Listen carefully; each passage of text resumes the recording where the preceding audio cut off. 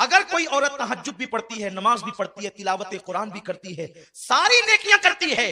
लेकिन इस हाल में उसकी मौत आए कि उसका शौहर उससे नाराज है, अल्लाह के रसूल फरमाते हैं ऐसी औरत जहन्नम में जाएगी। नमाज पढ़ने के बावजूद जहन्नम में जाएगी, रोजा रखने के बावजूद जहन्नम में जाएगी, क्योंकि उसने अपने शौहर को नाराज किया। बल्कि यहां तक मेरे रसूल ने फरमाया, कोई औरत तंदूर पर रोटी डाल चुकी हो, उस जमाने में तवे नहीं थे, यानी कि जैसे आज हैं, तंदूर पर रोटियां पकती थी। आका फरमाते हैं कोई औरत तंदूर पर रोटी डाल चुकी हो और उसका शौहर उसे अपनी जरूरत के लिए बुलाए, क्योंकि महफिल में सभी लोग हैं, मैं बहुत हया के पर्दे में हदीस पढ़ रहा हूं,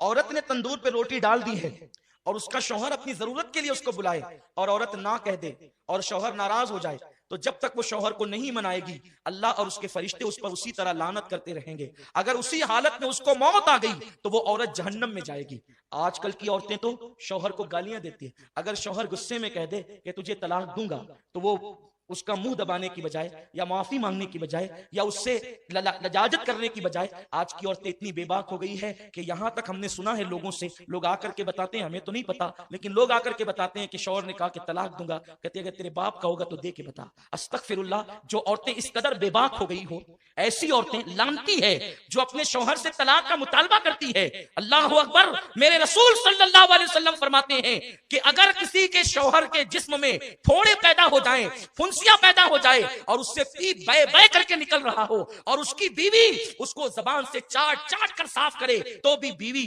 अपने शौहर का हक अदा नहीं कर सकती। शौहर का हक यह है बीवी पर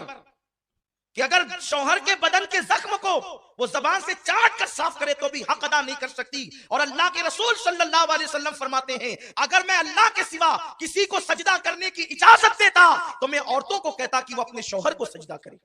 लेकिन चूंकि गैरुल्लाह को सजदा जायज नहीं, इसलिए औरतों को इजाजत नहीं, लेकिन औरत अपनी हर खुशी को अपने शौहर की खुशी पे कुर्बान कर दे। अल्लाह अकबर, अगर शौहर कह दे तुमने स्टोर नहीं जाना, तो वो दिन भर औरतों का मूड ऑफ हो जाता है। शौहर कह दे तुमने माँ के यहाँ नहीं जाना, तो झगड़ा करने लगती है औरतें। पता नहीं ये औरतें इतनी बेबाक कैसे हो गई। जिन औरतों को शौहर को सताते देखो, समझ जाओ इनका ठिकाना जहन्नम है। अल्लाह के हबीब सल्लल्लाहु अलैहि वसल्लम फरमाते हैं कि मैंने जहन्नम में सबसे ज्यादा औरतों को देखा, क्योंकि औरतें अपने शौहर की नाशुक्री होती है, यानी उनको हर दिन हर चीज मिले और कभी ना मिले तो बस उनका एक जुमला तो ये आप सुन ही लेंगे कि जब से इस घर में आई हूं मुझे कभी खुशी नहीं मिली, जब से इस घर में आई हूं मेरा मुतालबा पूरा नहीं हुआ, हालांकि हर दिन पूरा हुआ। ये नाशुक्री सिर्फ शौहर की नहीं, ये अल्लाह की नाशुक्री है, और ऐसी औरतें जहन्नम में जाएगी। और फिर माँ बाप भी इतने बिगड़ गए, अल्लाह रहम करम फरमाए, कि अगर बेटी शौहर का शिकवा लेकर के आती है तो माँ बाप कहते हैं बेटी हम कोई फकीर थोड़ी है, हम कोई जो है वो इतने गैर गुजरे थोड़ी है।